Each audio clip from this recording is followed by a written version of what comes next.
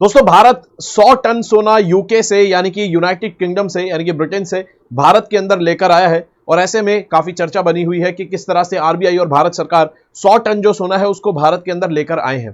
तो आखिर ये पूरा मामला क्या है, यहां पर जानेंगे। नमस्कार दोस्तों, मेरा नाम है सुमित और आप है मेरे साथ let's crack UPSC CSC Unacademy में। देखते हैं कि आखिर पूरा मामला क्या है। अगर बात करेंगे जो 100 टन सोना जो भारत के अंदर आया है, क्या इसको लाने के बाद इस तरह से आरबीआई करेगा, यानी कि आरबीआई कुछ इस तरह से सेलिब्रेट करेगा? क्या भारत के अंदर इससे कोई फर्क पड़ेगा कि सोना भारत के अंदर आ रहा है? भारत की जीडीपी में कुछ फर्क पड़ेगा या आरबीआई की बैलेंस शीट के अंदर फर्क पड़ेगा? तो इसका जवाब दोस्तों है कि आरबीआई को इस तरह से सेलिब्रेट करने का मौका और भारतीय लोगों को नहीं मिलेगा, क्योंकि दरअसल ये जो सोना था ये ऐसा नहीं है कि हमने ब्रिटेन से लिया है, हमारा कोई चीज ब्रिटेन के पास रखी हुई थी, अब हमने उनसे वापस ले ली। ऐसा यहां पर बिल्कुल नहीं है। ये दरअसल भारत का ही सोना था, ये भारत का ही सोना था। इसलिए इस सोने को लाने के बाद भारत की जीडीपी के अंदर कुछ ऐड नहीं होगा, आरबीआई की बैलेंस शीट के अंदर कुछ ऐड नहीं होगा, क्योंकि ये सोना भारत का ही सोना था। बस ये सोना इंग्लैंड के पास रखा हुआ था, यानी कि ब्रिटेन में या यूके के पास रखा हुआ था, और हम वहां से इसको वापस लेकर आए हैं, अपनी तिजोरी में रखेंगे। आरबीआई के जो वॉल्ट है, आरबीआई की जो फैसिलिटीज है, बस वहां पर अब इनको रखा जाएगा। तो ये भारत का ही सोना था जो यूके के अंदर वहां पर रखा हुआ था, और भारत के अंदर इसको लेकर आया गया है। और 1991 का जो भारत के अंदर फाइनेंशियल क्राइसिस आया था, जो balance of payment crisis Bharat के अंदर 1991 में आया था, उसके बाद ये कई बार जो सोना भारत के अंदर लाया गया है उसमें से एक बड़ी मूवमेंट ये भी देखी जा रही है। क्या इससे पहले भी ये जो 100 टन सोना लेकर आया गया है भारत के अंदर 1991 के बाद, क्या इससे ज्यादा सोना भारत के अंदर कभी नहीं लाया गया? तो अगर आप यहां पर देखेंगे तो एक बार भारत ने 2009 के अंदर सोना खरीदा था, लगभग 200 टन सोना भारत ने खरीदा था। इंटरनेशनल मॉनेटरी फंड यानी कि आईएमएफ ने 2009 के अंदर भी भारत 200 टन सोना भारत के अंदर लेकर आया था आईएमएफ से खरीदकर। और ऐसे में आपको यह पता होना चाहिए कि क्यों इस तरह से आरबीआई करता है, समय समय पर गोल्ड आखिर क्यों खरीदता है, या फिर फॉरेन में विदेशों में जो तिजोरियों में हमारा ही सोना रखा हुआ है हम उसको वापस क्यों लेकर आते हैं। अगर दोस्तों यहां पर बात करें तो जैसा कि आप जानते हैं हर देश एक फॉरेक्स रिजर्व को मेंटेन करता है, यानी कि फॉरेन एक्सचेंज रिजर्व को मेंटेन करता है। और इसके अंदर आपको देखने को मिलेगा फॉरेन करेंसीज होती हैं, गोल्ड को उसमें मेंटेन करना होता है, एसडीआर यानी कि स्पेशल ड्रॉइंग राइट्स, इसके अलावा रिजर्व पोजीशन होती है आईएमएफ के साथ। ठीक है, तो यहां पर अगर बात करें इसे रिजर्व ट्रांसपोजिशन यानी कि आरटीपी भी कहते हैं। तो अगर बात करें तो हमारे किसी भी देश का जो फॉरेन रिजर्व होता है उसके अंदर आपको बेसिकली ये 4 कंपोनेंट देखने को मिलते हैं। अगर भारत के फॉरेन रिजर्व की बात करें तो सबसे ज्यादा आपको शेयर मिलेगा फॉरेन जो करेंसीज हैं उनका, आपको यहां पर देखने को मिलेगा। फॉरेन करेंसीज भारत का रिजर्व में सबसे ज्यादा आपको शेयर में देखने को मिलेगी। इसके अलावा अगर बात करें तो गोल्ड का शेयर 2024 का जो ये फरवरी का आंकड़ा है वो बताता है कि लगभग 7.7% के आसपास गोल्ड का शेयर देखने को मिलता है। तो एग्जाम पॉइंट ऑफ व्यू से अगर आप याद रखें तो इस समय देख सकते हैं इंक्रीजिंग और डिक्रीजिंग ऑर्डर में अगर लगाने के लिए आ जाए कि जो कंपोनेंट्स ऑफ फॉरेक्स रिजर्व है उसको आप इंक्रीजिंग या डिक्रीजिंग ऑर्डर में लगाएं, तो इस तरह से आप यहां पर देख सकते हैं। ये जो फॉरेक्स रिजर्व होता है गोल्ड, इसका एक इंपॉर्टेंट हिस्सा होता है। और फॉरेक्स रिजर्व बेसिकली किसी भी देश को काम आता है अपने इंपोर्ट बिल को भरने के अंदर, यानी कि अपने इंपोर्ट जो कोई भी देश अपने देश के अंदर आयात करता है उसका जो बिल है वो भरने के लिए काम आता है फॉरेक्स रिजर्व। यानी कि अगर आपको अपने देश के अंदर कुछ इंपोर्ट करना है तो उसका जो बिल है, उसकी जो डिमांड्स है, उसकी सारी जो चीजें मीट करेगा फॉरेक्स रिजर्व से आप उसको मीट करते हैं। तो जितना ज्यादा फॉरेक्स रिजर्व आपके देश में होगा आप उतने स्टेबल पोजीशन के अंदर होंगे और उतना ज्यादा आप चीजों को, उतने लंबे समय तक आप अपने देश के अंदर चीजों को इंपोर्ट कर सकते हैं। तो कौन सी कंट्री लंबे समय तक इंपोर्ट कर सकती है, ये बात यहां पर फॉरेक्स रिजर्व को देखकर पता चलती है। ऐसे में गोल्ड इसका एक इंपॉर्टेंट हिस्सा है और गोल्ड स्टेबिलिटी प्रोवाइड करता है फॉरेक्स रिजर्व के अंदर। जैसे अगर बात करें फॉरेन करेंसीज की, तो भाई फॉरेन करेंसीज तो अलग अलग देशों की करेंसीज है, उनके अंदर कुछ ना कुछ वोलेटिलिटी आ सकती है, उसके अंदर कुछ ना कुछ उतार चढ़ाव आ सकता है। लेकिन अगर गोल्ड की बात करें तो गोल्ड एक ऐसी एसेट है जिसकी खुद की एक वैल्यू होती है, और चाहे कुछ भी हो जाए गोल्ड एक प्रेशियस मेटल है। आज से 2000 साल पहले भी इसकी वैल्यू थी, अब भी है और आगे भी रहेगी। करेंसीज जो है वो इकोनॉमिक पॉलिसीज की वजह से, डिमांड एंड सप्लाई की वजह से उनकी वैल्यू ऊपर नीचे भले ही होती रहती है, लेकिन गोल्ड एक इंपॉर्टेंट हिस्सा है फॉरेक्स रिजर्व का, क्योंकि गोल्ड की खुद की एक वैल्यू होती है। तो इनकेस अगर यहां पर करेंसीज का कुछ समस्या आती है तो गोल्ड का इस्तेमाल किया जा सकता है, स्टेबिलिटी ये आपको प्रोवाइड करता है। तो ऐसे में यहां पर ये जो बैलेंस है ये आपका बैलेंस हेल्दी बना रहे, इसलिए आपके फॉरेक्स रिजर्व के अंदर एक बैलेंस बना रहे, इसलिए सरकारें समय समय पर गोल्ड को खरीदती हैं या फिर अपने देश के अंदर लेकर आती हैं। तो ऐसे में अगर बात करें यहां पर गोल्ड का जो हमारा एसेट, हमारा रिजर्व है, ये आपको देखने को मिलेगा भारत के अंदर भी गोल्ड इसमें रखा हुआ है और भारत के बाहर भी रखा होता है। यानी कि जो हमारा टोटल गोल्ड है यहां पर, ये आपको देखने को मिलेगा, कुछ हिस्सा इसका भारत के अंदर मिलेगा और कुछ हिस्सा आपको इसका भारत के बाहर मिलेगा। अब भाई जब भारत का ही गोल्ड है, चाहे बाहर रखा हो या फिर अपने देश में रखा हो, उससे क्या फर्क पड़ता है। तो ऐसे में यहां पर अगर बात करें, पहली चीज, गोल्ड इसलिए मेंटेन करते हैं, गोल्ड सरकार इसलिए खरीदती है ताकि अपने फॉरेक्स रिजर्व को डाइवर्सिफाई कर सके। दूसरी चीज, आपका जो गोल्ड है अगर बाहर रखा है तो भी तो आपका है, डाइवर्सिफिकेशन तो तब भी है, लेकिन आपको वापस लाने की क्यों जरूरत पड़ रही है, इस चीज को यहां पर देखते हैं। ठीक है, वापस लाने की जरूरत क्यों पड़ रही है इसको यहां पर देखते हैं, लेकिन उससे पहले यह समझेंगे कि आखिर भारत का जो गोल्ड है वो यूनाइटेड किंगडम के पास रखा कैसे था। तो अगर बात करें यूनाइटेड किंगडम में जो रखा हुआ था ये गोल्ड, इसी को हम वापस लेकर आए हैं और ये भारत का ही गोल्ड था। तो ऐसे में अगर बात करें तो कहता है जब 1991 के अंदर 1991 में भारत के अंदर बैलेंस ऑफ पेमेंट यानी कि बीओपी क्राइसिस जब भारत के अंदर आया था, तो भारत ने यहां पर कुछ सोने को गिरवी रखकर $405 मिलियन का लोन लिया था इंग्लैंड से, बैंक ऑफ इंग्लैंड से। और ऐसे में हालांकि ये लोन जो है 1991 के अंदर ही चुका दिया गया था, लेकिन हमारा जो सोना था हमने वहां से नहीं निकाला, हमारा सोना हमने इंग्लैंड के पास ही रखे रहने दिया। क्यों? क्योंकि हमें यहां पर कुछ लॉजिस्टिक फायदे यहां पर मिलते हैं। क्योंकि देखिए दोस्तों, करेंसीज जो है, करेंसीज को एक देश से दूसरे देश में ट्रांसफर करना थोड़ा आसान होता है, लेकिन गोल्ड को एक जगह से दूसरी जगह ट्रांसफर करना, ट्रांजैक्शन उसका करना थोड़ा सा यहां पर मुश्किल होता है, लॉजिस्टिक इश्यूज होते हैं, क्योंकि गोल्ड काफी भारी भी होता है। तो ऐसे में अगर बात करें यहां पर, हमने अपना गोल्ड जो था वो इंग्लैंड के अंदर ही छोड़ दिया, जबकि हमने अपना लोन ऑलरेडी चुका दिया था। ऐसा इसलिए क्योंकि अपना गोल्ड जो हमारा लंदन में है यानी विदेश में है, उसका इस्तेमाल हम विदेश के अंदर ही बाकी चीजों के लिए भी कर सकते हैं, जैसे कि ट्रेडिंग करने के लिए, कुछ अग्रीमेंट या स्वैप्स के अंदर, यानी कि जो करेंसी स्वैप्स अग्रीमेंट वगैरह कुछ चीजें होती हैं, ठीक है, कुछ और भी एसेट्स के स्वैप्स अगर होते हैं तो उसमें हम इनका इस्तेमाल कर सकते हैं। इन सभी चीजों में हम जो बाहर हमारा सोना रखा हुआ है उसी का इस्तेमाल कर सकते हैं, बाहर, और लॉजिस्टिक जो इश्यूज हैं उनसे डील हम यहां पर इस तरह से कर सकते हैं।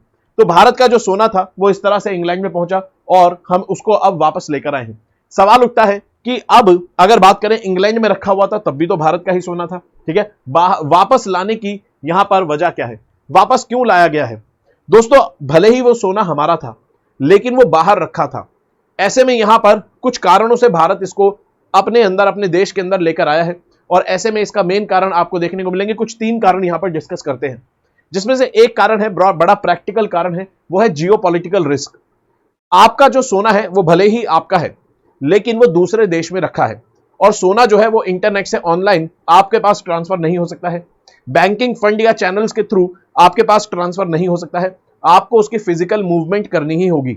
तो ऐसे में यहां पर अगर 2 देशों के अंदर या किसी भी देश के अंदर कभी भी किसी भी प्रॉब्लम में कोई समस्या होती है, जियोपॉलिटिकल टेंशन यहां पर होती है, जैसे कि रशिया के मामले में हमें देखने को मिली, तो सबसे पहली चीज होती है कि 2 देशों के बीच में आप देखेंगे लॉजिस्टिक समस्याएं पैदा हो जाती हैं। अगर बात करें रशिया की, तो रशिया की अगर बात देखें, कई रशिया के ऊपर सैंक्शन लग गए, उसकी एसेट्स को फ्रीज कर दिया गया। तो ऐसे में यहां पर जियोपॉलिटिकल टेंशन जो होती है उसका रिस्क हमेशा बना रहता है, और ऐसे में जो फिजिकल मूवमेंट है चीजों की वो सबसे पहले अफेक्ट होती है। तो ऐसे में जो गोल्ड है, गोल्ड की भी यहां पर जो मूवमेंट है वो अफेक्ट हो सकती है। कभी इन केस हाइपोथेटिकल सिनेरियो मान लीजिए इंडिया और इंग्लैंड के बीच में या फिर यूरोप एंड इंडिया के बीच में किसी भी तरह से कोई टेंशन हो जाती है या वर्ल्ड लेवल पर, तो यहां पर हमारी जो एसेट है गोल्ड वो बाहर ना रखी रह जाए, वहीं पर पड़ी ना रह जाए, ऐसे हम उसका इस्तेमाल कर पाए, इसीलिए यहां पर वापस इसको लेकर आया गया है। दूसरा यहां पर कारण जो है गोल्ड को भारत के अंदर लाने का वो ये, क्योंकि जैसा कि आप जानते हैं भारत चाइना के बाद सबसे ज्यादा भारी मात्रा में गोल्ड को कंज्यूम करता है, यानी कि भारत चाइना के बाद सबसे ज्यादा गोल्ड इंपोर्ट करने वाली कंट्री आपको देखने को मिलती है। और ऐसे में जो हम गोल्ड इंपोर्ट करते हैं उसका हम डॉलर के अंदर पेमेंट करते हैं, और ऐसे में क्या होता है, हमारा जो इंपोर्ट बिल है वो बढ़ जाता है। इसके अलावा रुपया जो है वो डॉलर के मुकाबले वीक होता है, क्योंकि हमारा इंपोर्ट काफी बढ़ने लग जाता है। तो गोल्ड का इंपोर्ट भारत के अंदर बहुत बढ़ता है, यानी कि डोमेस्टिक गोल्ड की जो डिमांड है वो बहुत ज्यादा है।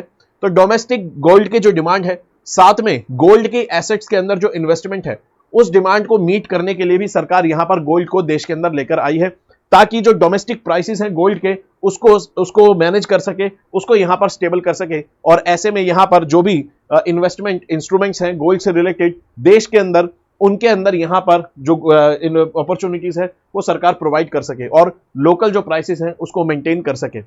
ऐसे में अगर यहां पर बात करें, देश के अंदर एक लोकल बुलियन मार्केट भी यहां पर डेवलप होगी, लोकल बुलियन मार्केट दोस्तों वो मार्केट होती है जहां पर गोल्ड और सिल्वर के अंदर यानी कि इन प्रेशियस मेटल्स के अंदर ट्रेड किया जाता है। तो ऐसे में यहां पर ये मार्केट भी भारत के अंदर डेवलप होगी, ठीक है। इसके अलावा अगर बात करें यहां पर तीसरा जो कारण है इस सोने को भारत के अंदर लाने का, वो ये है कि जब भी डॉलर के अंदर बाकी देशों का जो कॉन्फिडेंस है वो शेक होता है तो वो सोना खरीदने लगते हैं। और ऐसे में यहां पर देखा गया है कि अगर आप 2023 और 2024 के आंकड़े को कंपेयर करें तो यह देखा गया है कि यूएस की जो ट्रेजरी डिपार्टमेंट का जो डेटा है वो ये बताता है कि भाई यूएस के जो बैंक्स हैं और जो उनकी एसेट्स है, यूएस की एसेट्स के अंदर नॉन यूएस कंट्रीज कितना इन्वेस्ट कर रही थी। तो अगर बात करें यूएस की एसेट्स के अंदर यानी कि यूएस का जो ट्रेजरी बॉन्ड है यानी कि वहां के जो सरकारी बॉन्ड जारी किए जाते हैं यूएस की सरकार के द्वारा, जो कि सबसे सेफ इन्वेस्टमेंट मानी जाती है, तो यूएस के ट्रेजरी बॉन्ड सबसे सेफ इन्वेस्टमेंट मानी जाती है। लेकिन यहां पर यह देखा गया है कि मार्च 2023 के अंदर यहां पर और 2024 के आंकड़ों में गिरावट आपको देखने को मिलेगी कि जो नॉन यूएस कंट्रीज इसके अंदर इन्वेस्ट कर रही थी 49% से गिरकर 47% पर उनका आंकड़ा आपको आता हुआ देखने को मिलता है। तो ऐसे में अगर बात करें यहां पर, इसमें यह पता चलता है कि जो यूएस के इन्वेस्टमेंट जो इंस्ट्रूमेंट्स हैं ट्रेजरी बॉन्ड, उसके अंदर कंट्री का जो कॉन्फिडेंस है कंट्रीज का वो शेक हुआ है। तो ऐसे में यूएस की करेंसीज में या यूएस के एसेट्स के अंदर इंस्ट्रूमेंट्स के अंदर अगर यहां पर कॉन्फिडेंस शेक होगा तो कंट्रीज गोल्ड के अंदर इन्वेस्टमेंट करने लगती हैं। तो इस चीज को भी देखते हुए यहां पर सरकार, आप कह सकते हैं कि गोल्ड को भारत के अंदर या फिर देश कई बार गोल्ड को इस तरह से लेकर आते हैं, ठीक है। चलिए अब अगर यहां पर बात करें इंडिया के टोटल गोल्ड रिजर्व की, अभी तक हमने देखा कि गोल्ड रिजर्व जो है हमारे फॉरेक्स रिजर्व का एक इंपॉर्टेंट हिस्सा है। तो भारत के अंदर टोटल अब फॉरेक्स रिजर्व में गोल्ड आखिर कितना हो गया है, तो अगर बात करें अब टोटल जो रिजर्व हो गया है वो 822 यानी कि 822 मेट्रिक टन, यानी कि आप इसे मेट्रिक टन और टन एक ही बात होती है, तो यानी कि 822 टन आपको यहां पर सोना अब भारत के रिजर्व में देखने को मिलता है। और अगर बात करें इसमें से एक बड़ा हिस्सा यानी कि ऑलमोस्ट 50% के आसपास अब आपको गोल्ड जो है बाहर विदेशों में रखा हुआ देखने को मिलेगा। यानी कि अगर बात करें जो डोमेस्टिक हमारा गोल्ड अपने देश के अंदर है 822 में से वो कितना है, वो लगभग 408 मेट्रिक टन अब आपको देखने को मिलता है। और अगर बात करें लगभग इतना ही यानी कि 400 से थोड़ा ज्यादा ही आपको देखने को मिलेगा कि विदेशों में रखा हुआ मिलता है। यानी कि अब थोड़ा मामला बैलेंस हो गया है। हालांकि टोटल भारत का ही सोना है, थोड़ा बाहर रखा है, थोड़ा इंडिया में रखा है। बाहर वाले को बाहर की चीजों में इस्तेमाल कर लेंगे, लॉजिस्टिक इश्यूज हमारे वहां पर डील हो जाएंगे, इसलिए थोड़ा सोना बाहर छोड़ा जाता है, ठीक है। चलिए इसके अलावा अगर बात करें या ये जो सोना भारत के अंदर लाया गया है आखिर इसको रखा कहां जाएगा, तो आपको देखने को मिलता है आरबीआई की ओल्ड बिल्डिंग आपको मुंबई के अंदर देखने को मिलती है मिंट रोड पर। एक तो वहां पर जो वॉल्ट बने हुए हैं, तिजोरी या चेंबर बने हुए हैं, वहां पर इन सोने को रखा जाएगा। साथ में यहां पर नागपुर के अंदर भी इनको रखा जाएगा, ठीक है। तो इस तरह से आप देख सकते हैं। और अगर यहां पर जब बात हुई है सोने की कि भाई सोना किस कंट्री के पास कितना है, तो यह भी हमें पता होना चाहिए।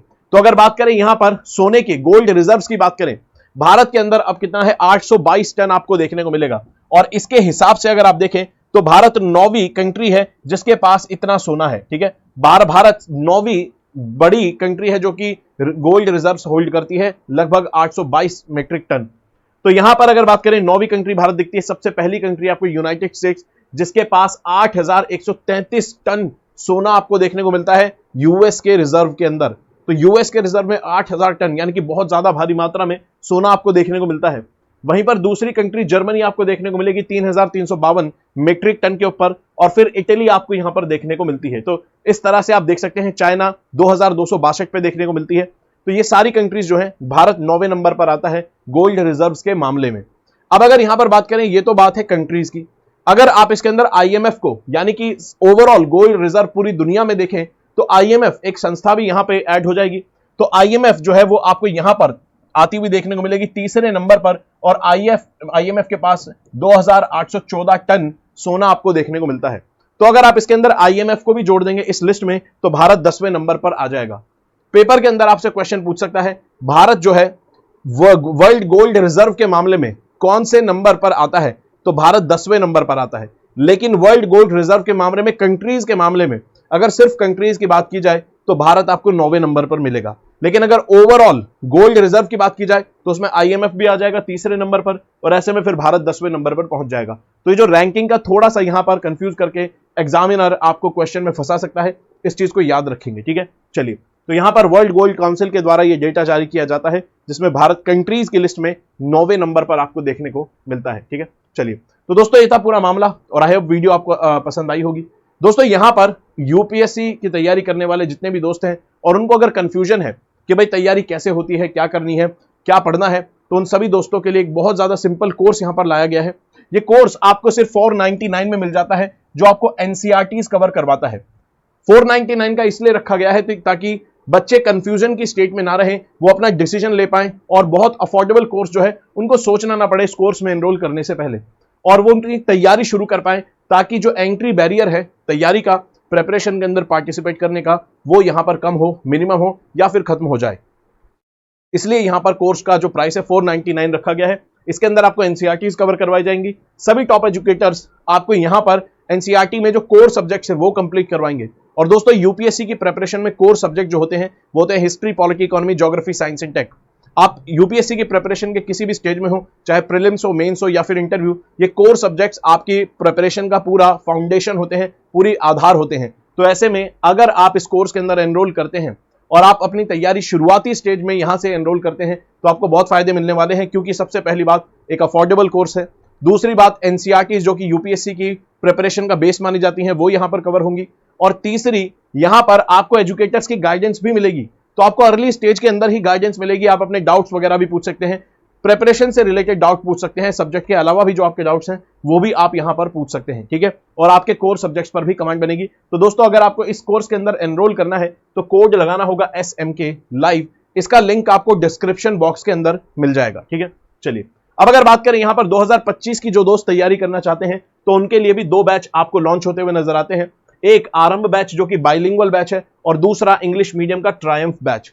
दोस्तों यहां पर ये दोनों ही बैच आपको बिल्कुल फाउंडेशन से, बेसिक से 0 से 2025 की तैयारी कराएंगे, जिसमें आपको 1-on-1 मेंटोरशिप मिलती है, जो कि बहुत इंपॉर्टेंट फीचर है। तीसरा, यहां पर आपको प्री और मेंस की टेस्ट सीरीज मिलती है, साथ में आपको अनलिमिटेड एक्सेस मिलता है रिकॉर्डेड और लाइव क्लासेस का।